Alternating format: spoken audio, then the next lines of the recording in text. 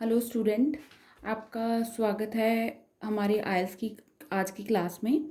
I hope आपने हमारी पिछली वीडियोस देखी होंगी और अगर आपको उन वीडियोस में कुछ नहीं समझ आया होगा तो प्लीज़ कमेंट में आप हमें कोई भी क्वेश्चन पूछ सकते हो।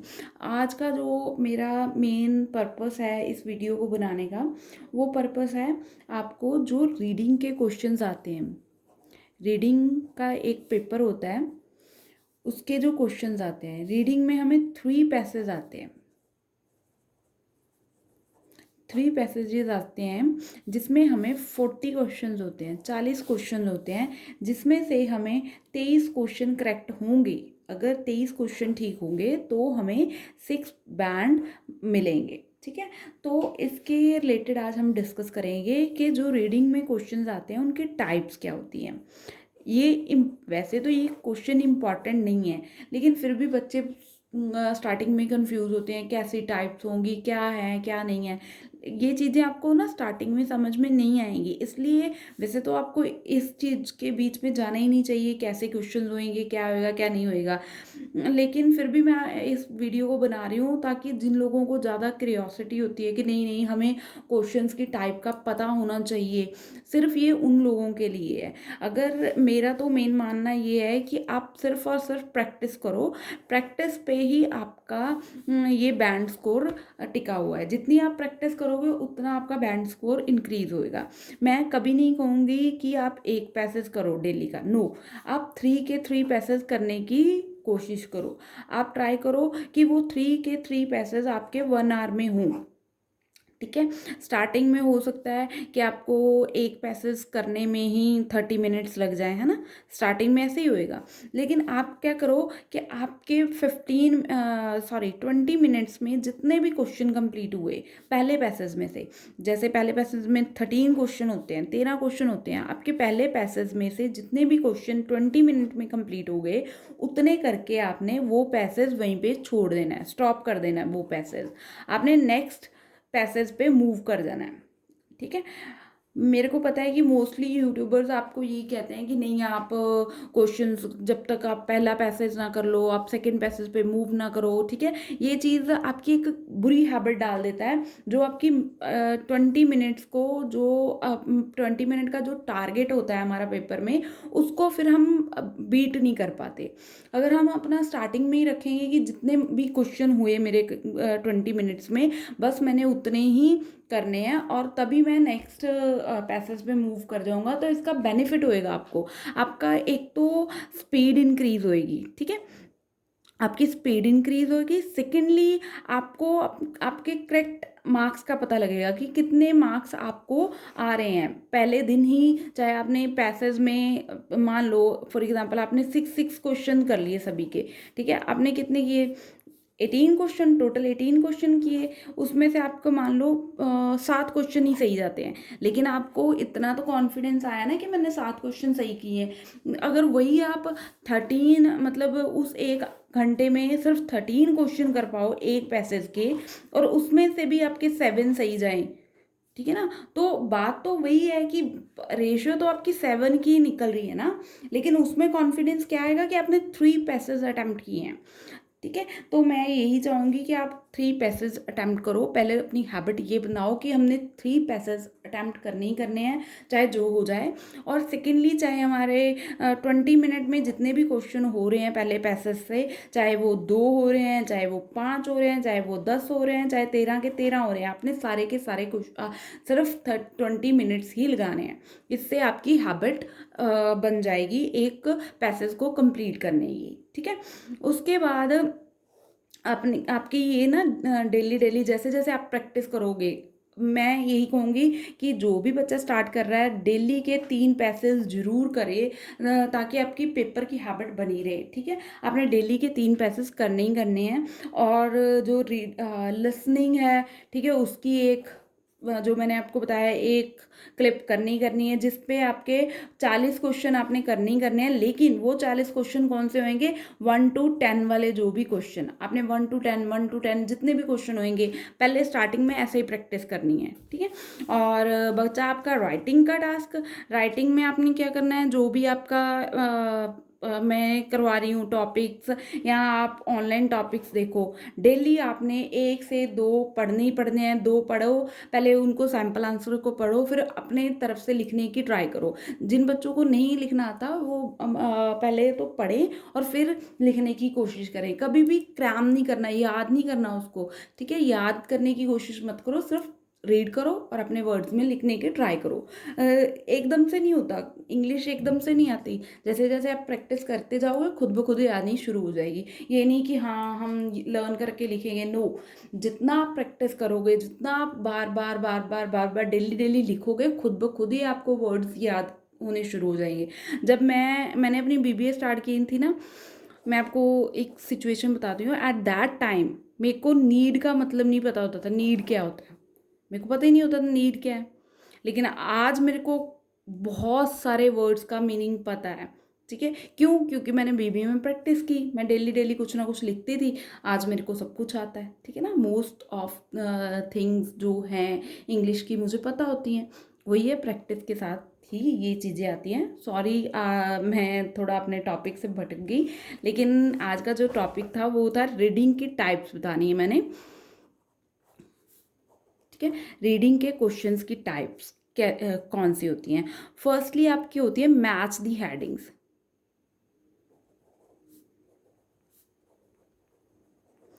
कुछ नहीं है, आपने इसमें नहीं जाना, वैसे तो ये वेस्टेज है, लेकिन फिर भी बताना चाह रही हूँ मैं। मैच दी हेडिंग्स क्या होती हैं? जैसे आपको कुछ भी स्टेटमेंट दे देंगे, फॉर एग्जांपल आपको दे देंगे, फॉर एग्जांपल हम डाल देते हैं, जैसे जो अर्थ है, ठीक है? अर्थ के अंदर कौन कौन से मतलब अर्थ की वो शेप कैसी है, ठीक है? अर्थ की शेप कैसी है, दूसरा क्वेश्चन हो जाएगा। अर्थ कैसे, मतलब होंद में आई, उसको क्या बोलते हैं, मतलब अर्थ का बर्थ कैसे कैसे हुआ, ठीक है? अर्थ का बर्थ कैसे हुआ, ठीक है? और क्वेश्चन पूछेंगे अर्थ में मतलब कि धरती में क्या क्या पाया जाता है, मतलब कौन कौन सी चीज़ें पाई जाती हैं। जैसे हो गया, प्लांट्स होते हैं कुछ, है ना? प्लांट्स होते हैं, एनिमल्स होते हैं, ये सारी चीज़ें, है ना? सारी डिटेल ऐसे क्वेश्चन आएंगे आपको। और ये आपको नीचे आपको पैराग्राफ दिया होएगा। पैराग्राफ दिया होएगा तो आपको पूछा जाएगा कि ये हेडिंग्स मैच करो जिस चीज़ में। जैसे फॉर एग्जांपल इस पैसेज में आपको डिटेल बता रखी होगी, अर्थ राउंड शेप की है ना? उसमें इतने ये इतने स्क्वायर है, या जो भी है अर्थ के रिलेटेड बताया होगा, तो उसमें क्या है, अर्थ की शेप बता रखी है, ठीक है? हमें इजीली पता चल जाएगा। उसके बाद अर्थ कहेंगे मतलब 500 साल पहले अर्थ उसमें आई थी, मतलब हून में आई थी, तो उसमें क्या है, बर्थ ऑफ अर्थ आएगा। है, अगर प्लांटेशन की बात की होगी कि अर्थ में प्लांट्स हैं डिफरेंट डिफरेंट टाइप्स के, और एनिमल्स हैं, बर्ड्स हैं, ठीक है? तो उसका क्या मतलब है, ये क्वेश्चन, ठीक है? इसको बोलते हैं मैच दी हेडिंग्स। मतलब क्या है कि आपको जो चीज़ है उसके बारे में पैराग्राफ में बताया होएगा, और ऊपर हेडिंग्स दिए होंगे। उन हेडिंग्स में से आपने हेडिंग चूज करके बतानी है। बहुत ईजी है, कुछ नहीं है इसमें। आपने सिंपली क्या करना है, आपने कॉन्सेंट्रेट करना है सिर्फ और सिर्फ सिर्फ और सिर्फ स्टार्टिंग की लाइंस में, ठीक है? अगर आप जल्दी से जल्दी पढ़ सकते हो, मैं तो कहूँगी कि आप सारे का सारा पैसेज पढ़ो। उससे क्या है कि आपको बहुत सारे और क्वेश्चंस भी मिल जाएंगे। जैसे 10 हो गए आपके मैच दी हेडिंग्स है, आगे 3 क्वेश्चन होंगे ना, फिलिंग दी ब्लैंक्स होंगे, जो आपको इसी के बीच में से मिलेंगी। तो क्या है कि अगर आप सारे का सारा पैसेज पढ़ोगे, ऑटोमेटिकली आपको आंसर मिल जाएगा। इसको मैच दी हेडिंग्स बोलते हैं। डिफरेंट डिफरेंट टाइप के आपको हेडिंग्स होंगे, और इसकी मतलब वो हेडिंग्स किस पैराग्राफ से रिलेटेड है, आपने वो मैच करने हैं। ये हो गया फर्स्ट टाइप की क्वेश्चन। सेकेंड टाइप के क्वेश्चन क्या होते हैं, फिलिंग द ब्लैंक्स,